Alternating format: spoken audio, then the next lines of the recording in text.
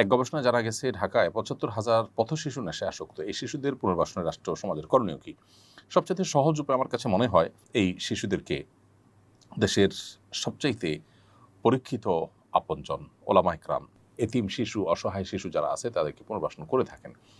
দেশের যে কওমি মাদ্রাসাগুলো আছে, কওমি মাদ্রাসাগুলোতে যে পরিমাণ এতিম অসহায় শিশুরা বসবাস করে এবং তাদের আশ্রয় হয় এবং তারা সুশিক্ষা শিক্ষিত হয় এবং পুরো সমাজকে তারা কিছু দিতে পারে, সেটা যদি কওমি মাদ্রাসাগুলো না করতো, ওলামা ইকরাম না করতেন, তাহলে দেশের অবস্থা কোথায় গিয়ে ঠেকতো এবং এরা অপরাধ জগতের সাথে কতটা মিশে পড়ে ভয়ঙ্কর অবস্থা সৃষ্টি করতো সেটা বলার অপেক্ষা রাখে না।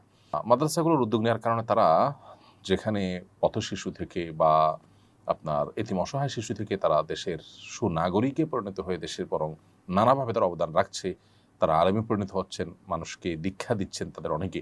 এই জায়গা থেকে আমার কাছে মনে হয় ঢাকা যে ৭৫,০০০ পথশিশু নেশা আসক্ত হওয়ার কথা শোনা যাচ্ছে, তাদের পুনর্বাসনের জন্য ওলামা ইকরামকে দায়িত্ব দেওয়া হোক। যে সমস্ত এনজিওগুলো বিদেশিদের কাছ থেকে তহবিল এনে তারা নানাবিধ মুখরোচক প্রজেক্ট ইত্যাদির কথা শোনায় এবং এ জাতীয় শিশুদের দায়িত্বভার গ্রহণ করে, তাদের কাছে এরা কখনো ততটা নিরাপদ নয়। অতএব ওলামা ইকরাম বা কওমি মাদ্রাসাগুলোতে তাদের পুনর্বাসনের ব্যবস্থা করা হলে আমার মনে হয় যে এই সমস্যার সবচাইতে ভালো সমাধান করা সম্ভব।